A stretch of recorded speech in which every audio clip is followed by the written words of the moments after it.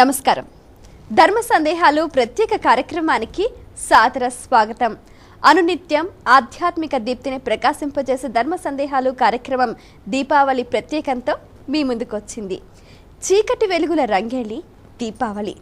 దీపకాంతుల వెలుగుతో, టపాకాయల కోలాహలంతో, పిండి వంటల ఘుమఘుమలతో, అంబరాన్నంటే సంబరంతో ప్రతి కుటుంబం ఎంతో ఉత్సాహంగా జరుపుకునే వేడుక దీపావళి. మరి ఈ పండుగకు సంబంధించి విధి విధానాలు, ఆచార వ్యవహారాలకు సంబంధించి ప్రేక్షకులకు కలిగిన అనేక సందేహాలకు శాస్త్రీయ సమాధానాలు అందించడానికి మన ముందున్నారు ప్రముఖ ఆధ్యాత్మిక యాత్రికులు డాక్టర్ కాకునూరు సూర్యనారాయణ మూర్తి గారు.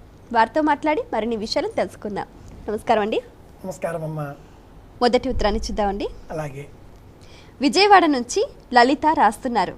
దీపావళి రోజున ఆచరించాల్సిన విధి విధానాలు ఏమిటి తెలియజేయగలరు అంటూ రాస్తున్నారు. దీపావళి రోజున ఆచరించవలసిన విధి విధానాలు ఏమిటి అంటే, ముందుగా ఈ పండుగ 5 రోజుల పండుగ. ధనత్రయోదశి, నరక చతుర్దశి, దీపావళి, బలిపాడ్యమి, యమద్వితీయ ఇలాగా గుర్తుపెట్టుకుందాం. నరక చతుర్దశి రోజు తలంటుకోవాలి. నువ్వుల నూనెతో దేహమంతా కూడా అలదుకొని స్నానం చేయాలి. శనగపిండితో, సున్నిపిండితో దేహమంతా కూడా శుభ్రంగా అలదుకొని స్నానం చేయాలి. కృత్రిమమైనటువంటి ఈ సబ్బులతో వ్యవహరించకుండా సహజంగా లభించేటటువంటి ప్రకృతి సిద్ధమైన వనరులతో కాలం గడపాలి. ప్రకృతికి ఎంత దగ్గరగా మనం జీవించినట్లయితే అంతగా ఆనందాన్ని మనం పొందగలుగుతాం. ఇది ఈ దీపావళి పండుగ నాడు మనం జ్ఞాపకం ఉంచుకోవాల్సిన మొదటి విషయం. సూర్యోదయం కంటే పూర్వమే లేచి చక్కగా తలంటుకొని కొత్త బట్టలు ధరించి పాయసాన్ని ప్రసాదంగా స్వీకరించి ఇంటిల్లిపాది కూడా దేవతాగృహాన్ని శుభ్రం చేసుకుని అలంకరింపజేసి ధనలక్ష్మీదేవిని అర్చించాలి. అది మొదటి లక్షణం. ఇది మొదటి చేయవలసినటువంటి పని. అమ్మవారి పూజ పూర్తి చేసిన తర్వాత మధ్యాహ్నము నువ్వుల నూనెతో చేసినటువంటి వంటకాలను విశేషంగా మనం భోజనం చేయాలి. వాటినే నైవేద్యంగా సమర్పించి వాటితో భుజించాలి. సాయంత్రం అయ్యే సమయంలో సూర్యాస్తమయం కాకంటే పూర్వమే 48 నిమిషాల కంటే పూర్వమే దీపాలను వెలిగించడం ఆరంభించాలి. దీపావళి నాడు విశేషంగా చేయవలసిన కృత్యం ఏదైనా ఉందా అంటే అది దీపాలను వెలిగించడమే అని చెప్పుకోవాలి. ఈ కాలం అంతా కూడా తైలే లక్ష్మీర్ జలే గంగా అంటారు. అంటే నూనెలో లక్ష్మీదేవి ఉంటుంది. అలాగే ప్రతి నీటి బిందువులో కూడాను గంగా అనేది ఉంటుందిట. ఈ 2 వాక్యాలతో సమానంగా ప్రతి బ్రాహ్మణులోనూ కూడా పరమేశ్వరుడు ఉంటాడు అంటూ ఈ శ్లోకం పూర్తవుతుంది. కనుక ఈ దీపావళి పండుగను పురస్కరించుకొని దానాలు చెయ్యాలి. ధనత్రయోదశి నాడు బంగారాన్ని కొంటూ ఉంటారు. నిజానికి దానం చెయ్యాలి అంటుంది ధర్మం. అలాగే దీపాలను వెలిగించాలి. పితృదేవతలను స్మరించి వారికి సంతోషం కలిగించే విధంగా దీపాలను వెలిగించాలి. ఈ పండుగ మన దేశంలోనే కాదండి, నేపాల్, జపాన్, కొరియా అనేక ఇతర దేశాలలో కూడా జాజ్వల్యమానంగా ఇదే పండుగ పేరుతో నిర్వహింపబడుతుంది. నేపాల్ దేశంలో పితృదేవతలకి ప్రీతికరంగా ఈరోజు సూర్యాస్తమయం అయిన తరువాత కాకుల కోసమని ప్రత్యేకంగా మేడపైన ఆహారం ముద్దలు ఏర్పాటు చేస్తారు. వీళ్ళు విసిరేసి ఆ ముద్దలని కాకులు వచ్చి తీసుకుంటే పితృదేవులు సంతోషిస్తారు అంటూ ఆ దేశస్థుల విశ్వాసం. అలాగే మన దేశం వారు కూడా సాయంత్రం వేళన ఇవి పెట్టే దీపాలన్నీ కూడా గతించినటువంటి ఈ 5 పక్షాలలో అంటే ఆషాఢం, శ్రావణం, భాద్రపదం, ఆశ్వీజంలో మొదటి పక్షం, ఈ 5 పక్షాలలో కూడా దేవతలంతా పితృదేవతలంతా కూడా మనల్ని ఆశ్రయించి ఉంటారు. ఇక తిరిగి వారి లోకాల వైపు ప్రయాణం చేయడానికి వీలుగా దారి చూపడం కోసమనే ఉద్దేశ్యంతో దీపాలను ఏర్పాటు చేయాలి అని కూడా కొంతమంది చెబుతూ ఉంటారు. దీపావళి నాడు దీపాలను వెలిగించాలి. నిజానికి ఈ కాలం అంతా కూడా పగటి కాలం తక్కువ, రాత్రుల కాలం ఎక్కువగా ఆరంభం అయ్యేటటువంటి కాలం. ఇక సూర్యుడు తులారాశిలో ప్రవర్తిస్తూ ఉంటాడు కనుక ఆ కాలంలో ఆయన ఇవ్వవలసినంత వేడి కాంతి మనకు ఇవ్వలేని స్థితిలో ఉంటాడు. పగలు తక్కువ కదా, కనుక ఈ లోపంగా వచ్చేటటువంటి ఉష్ణశక్తిని మనం స్వీకరించాలి అంటే పరోక్షంగా సూర్యకాంతి లభించేటటువంటి వ్యవహారాలు నక్షత్రాల ద్వారా ఆ కాంతిని మనం పొందాలి. అందుకోసమే సూర్యోదయానికంటే పూర్వమే లేచి స్నానం చేయడం, అలాగే సాయంత్రం వేళ కాకంటే పూర్వమే అంటే సుమారుగా 48 నిమిషాల కంటే పూర్వమే సాయంత్రం వేళను దీపాలను వెలిగించడం ఆరంభించాలి. అందులో ఒక దీపం తప్పనిసరిగా ఈ రోజు నుంచి కార్తీక మాసం వచ్చే మాసం అంతా కూడా ఆకాశ దీపం అన్న పేరుతో వెలిగించాలి. దీపావళి పండుగ అంటేనే నరకుడు అనే దుర్మార్గుడిని సత్యభామా సమేతుడి కృష్ణ పరమాత్మ సంహరించాడు. ఆ సందర్భంగా ఏర్పాటు చేసుకోబడినటువంటి పండుగ అంటూ అనేక పురాణాలు చెబుతూ ఉంటాయి. ధర్మాలలో మట్టుకు ఈ నరకుడు కృష్ణుడు సత్యభామ అనే కథలు ప్రత్యేకంగా చెప్పబడలేదు. ధర్మశాస్త్ర గ్రంథాలలో ఈ పండుగ పితృదేవతలను ఉద్దేశించి మాత్రమే ఏర్పాటు చేయబడినటువంటి పండుగ అని చెప్పబడింది. ప్రశ్నకు సమాధానంగా చెప్పుకోవలసి వస్తే మట్టుకు దీపావళి నాడు తప్పనిసరిగా ధనలక్ష్మీ దేవత అర్చన, దీపాలను వెలిగించడము, అలాగే కాంతులు వెదజల్లేటటువంటి తారాజువులను వెలిగించడము. బాంబులు అవి కావండోయ్, ఆనందాన్ని కలిగించాలి. మనం వెలిగించేటువంటి మతాపాలు, తారాసంచా లేదా బాణాగుండు సామాగ్రి అంతా కూడా భయం పెట్టించేదిలాగా ఉండకూడదు.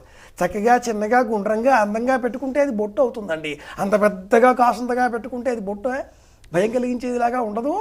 కనుక మతాబాలు కానీ తారా బాణసంచా కానీ సంతోషం కలిగించేదిలాగా ఉండాలి, బెదిరించేదిలాగా ఉండకూడదు. ముఖ్యం దీపావళి, దీపాలను వెలిగించాలి. ఇది సమాధానం. అయితే ఇందాక మీరు ఆకాశ దీపం కూడా వెలిగించాలి అన్నారు కదా, అది కేవలం దేవాలయాల్లో మాత్రమే వెలిగిస్తారు కదండి? ఆకాశ దీపం అనేది దేవాలయాలలో మాత్రమే కాదండి, ఇంటిలో కూడా వెలిగించవచ్చును. అంటే 5 ప్రాంతాలలో దీపాలను ఈ రోజున ఆరంభం చెయ్యాలి. మొట్టమొదట వంట ఇంట్లో, రెండవది గుమ్మానికి ఇరువైపులా కూడాను, మూడవది ఎక్కడైనా మన ఇంట్లో ధాన్యం పెట్టుకుంటామే, బియ్యం, పప్పు, ఉప్పు, చింతపండు ఇలాంటివి, ఆ గదిలో, ఆ స్థలంలో, నాలుగవది ఆకాశ దీపం మేడ పైన ఒక వెదురు గడని వేలాడదీసి ఆ వెదురు గడికి దీపాన్ని వేలాడదీసేటటువంటి వారు, ఐదవది వీధి కూడలిలో, మొగదలలో. ఈ 5 దీపాలలో తప్పనిసరిగా ఈ మాసమంతా కూడా మేడ పైన వెదురు గడికి వేలాడదీయమైన దీపాన్ని వెలిగించేటటువంటి వారు. సందర్భం వచ్చింది కాబట్టి చెప్తున్నానమ్మాయి, దోసకాయ బుడంకాయ అని చెబుతామే, ఆ బుడంకాయలో గుజ్జంతా తీసేసి సన్న కన్నం పెట్టి అందులో ఉన్న గుజ్జంతా తీసేస్తారు, దానిలో దీపం వెలిగిస్తారు, ఆ బుడంకాయని వేలాడదీస్తారు. పచ్చగా బంగారపు ముద్ద వలె మెరిసిపోతూ ఉంటుంది ఆ దీపం. నిజంగా అదండి ఆకాశ దీపం అంటే. లేదు ఇత్తడి పాత్రలో దీపాన్ని వెలిగించి కన్నాలవి ఉంటాయి, బెజ్జాలవి ఉంటాయి, దీపం మరిగిపోకుండా ఆ విధంగా వేలాడదీస్తారు. ఆలయాలలో కూడా ధ్వజస్తంభానికి కూడా ఇటువంటి ఆకాశ దీపాలనే వేలాడదీస్తారు. ఇల్లే దేవాలయం. పరమేశ్వరుడు ఇంట్లో ఉన్నాడు, ఆలయంలో ఉన్నాడు. ఆలయంలో ధ్వజస్తంభంలో దీపం వేస్తున్నాం కదా అనుకుంటే మాత్రం సరిపోతండి. ఇల్లు కూడా దేవాలయమే, దేహం కూడా దేవాలయమే. దేహమే దేవాలయం, జీవుడే సనాతన దైవం. వినలేదు? అలాగా దైవం అంతటా ఉన్నాడు, ఇంటిలోనూ ఉన్నాడు. కనుక ఈ ఆకాశ దీపము ఆలయానికి వెళితే ఒకటి ఉంటుంది, అర్చకుడు వేలాడదీస్తాడు. ఆలయానికి వెళ్ళి మనం ఆలయంలో ఉండే ఆ రాగి చెట్టు క్రిందో మరింకెక్కడోనో దీపాన్ని వెలిగిస్తాము. అలాగే ఇంటిలో కూడా దీపాన్ని వెలిగించినట్లయితే పితృదేవతలు సంతోషిస్తారు. ఇది దీపావళి పండుగ ప్రధానంగా ఆచరించాల్సిన లక్షణం. మరి ఉత్తరం చూద్దామండి. అలాగే విశాఖపట్నం నుంచి హరిప్రియ రాస్తున్నారు, దీపావళి పండుగను అమావాస్య రోజునే జరుపుకోవటంలో ఆంతర్యం ఏమిటి వివరించండి అంటూ రాస్తున్నారు. చీకటి, నలుపు, వ్యతిరేక భావనలు, వాటిపైన మంచి గెలిచినటువంటి ఆ గెలుపుకు ప్రతీకగా ఈ పండుగను ఆచరిస్తున్నాం. నరకుడు ప్రాగ్జ్యోతిషపురం అనే ఒక నగరానికి రాజు. ఈ ప్రాగ్జ్యోతిషపురానికి రాజు అయినటువంటి ఆ నరకుడిని సంహరించడం కోసమని కృష్ణ పరమాత్ముడు సత్యభామా సమేతుడై గరుత్మంతుడి పైన బయలుదేరాడు. మార్గ మధ్యంలో 11 నగరాలను దాటవలసి వచ్చింది. ఆ 11 నగరాలను దాటే సమయంలో ఆ నరకుడి ప్రధాన సేనాధిపతులు అనేకులు ఇతనితో యుద్ధం చేశారు. వారందరినీ కూడా కృష్ణ పరమాత్ముడు జయించాడు, అలసిపోయాడు. ఇలాంటి పౌరాణిక కథని మనం పరిశీలించినట్లయితే 26,800 సంవత్సరాలకు సుమారుగా ఈ భూమి 1 డిగ్రీ పక్కకు జరుగుతుంది అంటూ చెబుతాయి జ్యోతిష శాస్త్ర గ్రంథాలు. భూమికి 3 చలనాలు ఉన్నాయి. ఒకటి తన చుట్టూ తాను తిరగడం, రెండవది సూర్యుని చుట్టూ తిరగడం. ఈ రెండూ కాకుండా అక్షము అంటే భూమి కాస్త వంగి ఉంటుంది. బొంగరం తిప్పుతూ ఉంటే ఇలాగా తిరుగుతూ ఉంటుంది. తిరిగే బొంగరం తిరుగుతూ కాస్త పక్క జరిగి మళ్ళీ తిరుగుతూ ఉంటుంది. గమనిస్తే భూమి కూడా 26,800 సంవత్సరాలకు ఒకసారి ఈ విధంగా 1 డిగ్రీ పక్కకు జరిగి మళ్ళీ తిరుగుతూ ఉంటుందిట. జ్యోతిష శాస్త్ర నియమాలను అనుసరించి 26,800 సంవత్సరాలకు పూర్వం ఇటువంటి మార్పు ఒకటి ఈ రోజునే చోటు చేసుకున్నది. అంతవరకు ప్రాక్ తూర్పు దిక్కున జ్యోతిష్యులు కాంతులు విరజిమ్మేటటువంటి నగరానికి రాజైన ఆ నరకుడు తొలగిపోయాడు.